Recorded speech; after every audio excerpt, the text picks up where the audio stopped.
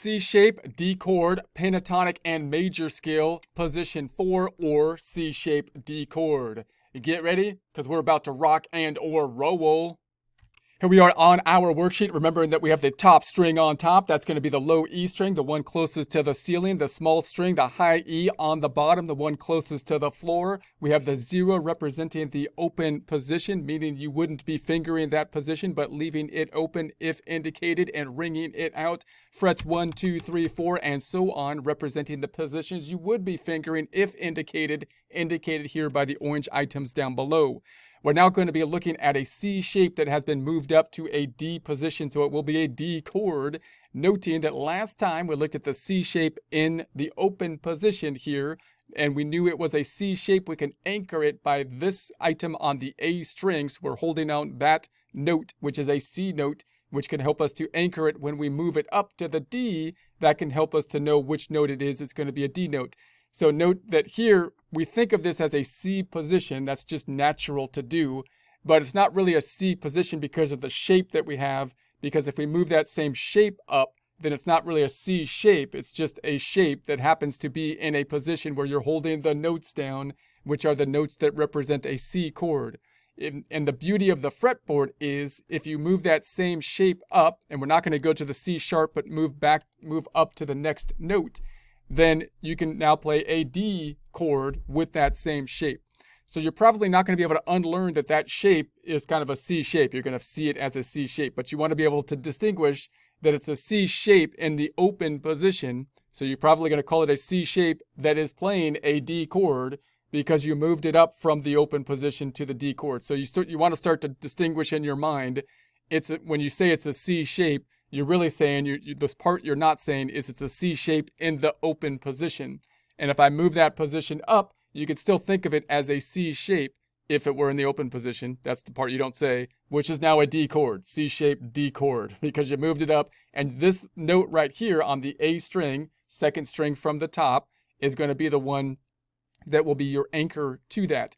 Now also note, you might be saying, well, I can't really do that exactly. I've tried to do that before, but these two notes right here are open in the open position, which means it's a lot easier to finger because I only need three fingers. I can use my strong 3 fingers to hold these down and have these open in order to play the note. And down here, these two are not open. So if I was going to voice the D note in a comparative way as the C note, I would have to adjust or change my fingering and reach up here with my pinky or something like that. And that's true. And you could learn that shape. It's a good shape to learn, but you don't necessarily have to learn that shape in order for this position to be useful. Because really what you want to do with this position, even if I didn't refinger this to try to get these to ring out perfectly proper, even if I wasn't just voicing the D chord, meaning this position moving up is not simply so that you can voice another format of the D chord. It's so that you can anchor yourself in a certain position on the guitar.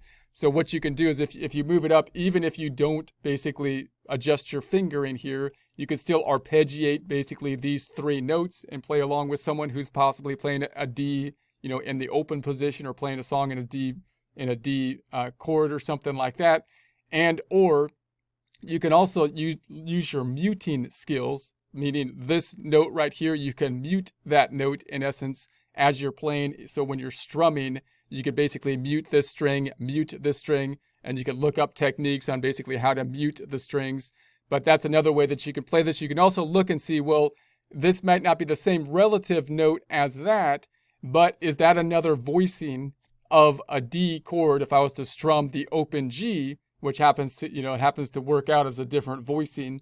Then you could experiment with that and see if that still works out as well. But just playing the chord isn't the only reason you want to move up this shape.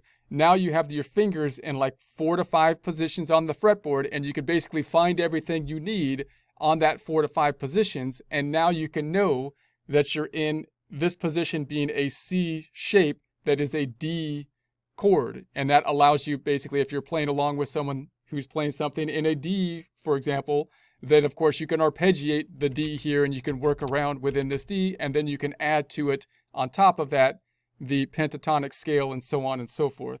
So let's just kind of analyze this D shape. If I was to move over here and say, okay, well, if I took my same musical alphabet, which I pulled from up here, and I just copy from D to D now, D to D, and then I copy it down here and say, all right, now I got D to D on my musical alphabet right here, D, D sharp, E, and they got all the notes starting at D and ending at D. Then I'm gonna pull in the whole half schedule, which is, I'm just gonna apply the same kind of theorem here. Now we've got all of our notes starting at a D. D to E is a whole step, E to F is a whole step, F to G half step, G to A whole step to B, whole step to C sharp, and then back to D, resolving back to D. So these would then be the notes in the D major scale according to that system. And if we numbered those notes, if I numbered them 1 through 7, starting back over at 1, I can then think about what the chords would be in a song if I tried to construct it in D, which would be a major for the 1. So we can use a major D, we can use a minor E, we can use a minor F flat, we can use a major G, a major A, a minor B, and then you got your diminished, and usually people just kind of drop that one off, say, I won't use that one. We'll stick here to the 1, 4, 5. These are your major chords if you're playing a progression of a song in a 1, 4, 5, D, G, A now. And you can see in this progression, we've got a D.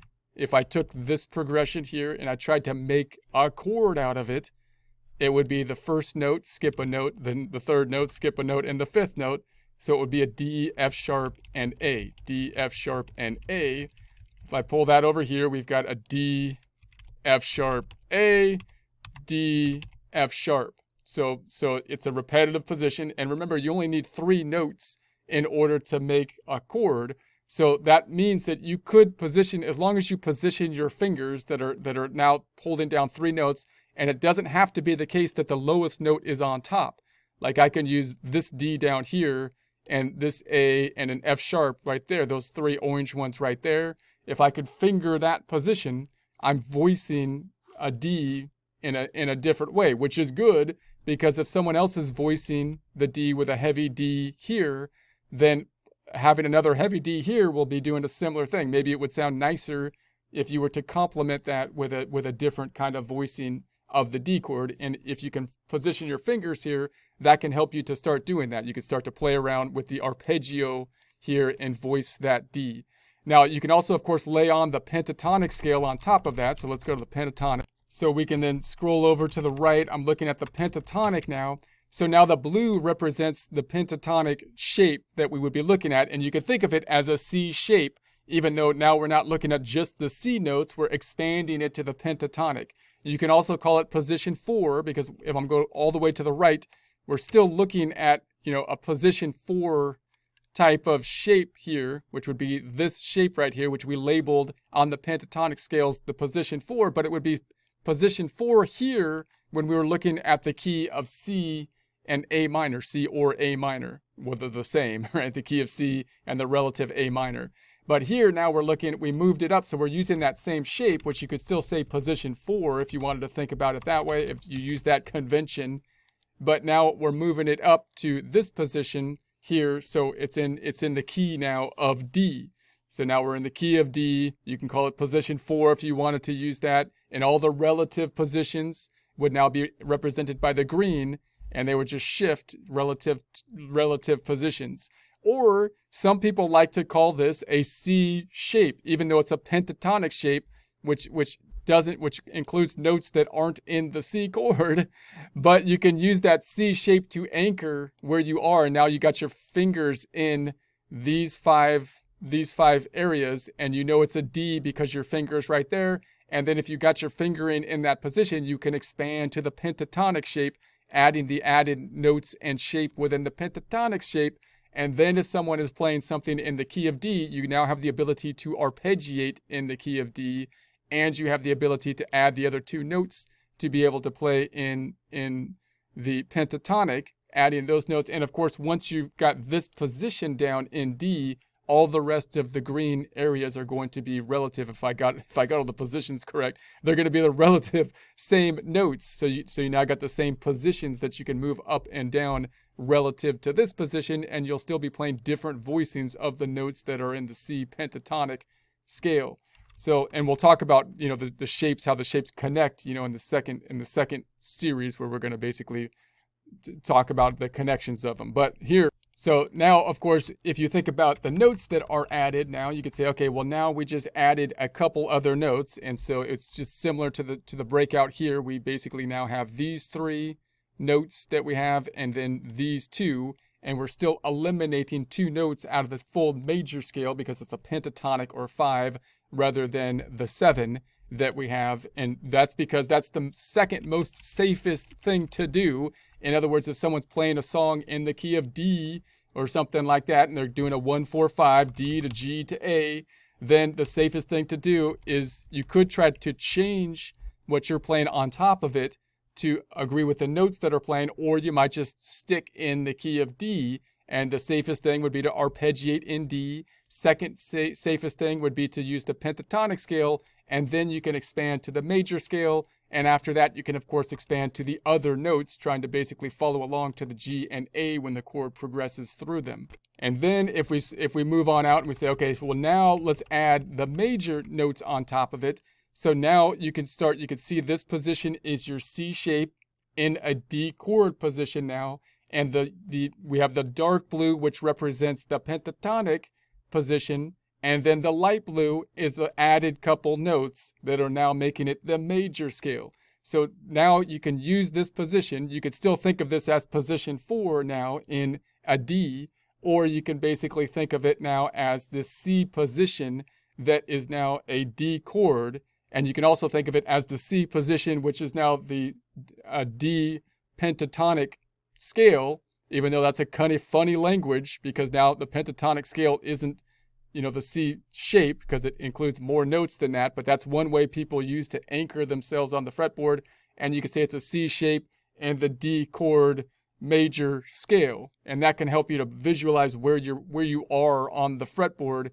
And once you have a relative position on the fretboard, it's easier for you to visualize where you can go from there to build on that point. Now, obviously, this then would represent in those same, you notice in the same like 5 frets, in the same few frets, right? That short span of frets, you have everything you need within the D major scale. So you can arpeggiate straight, all in the same position, and you can then expand to the pentatonic, and you can expand to the major. And then once you learn the relative position, the next position up, which if you use the cage system, you could call it the A shape, and we'll talk about that later. Then you can basically voice your stuff in you know, the next position up, and so on and so forth. So that's going to be that one.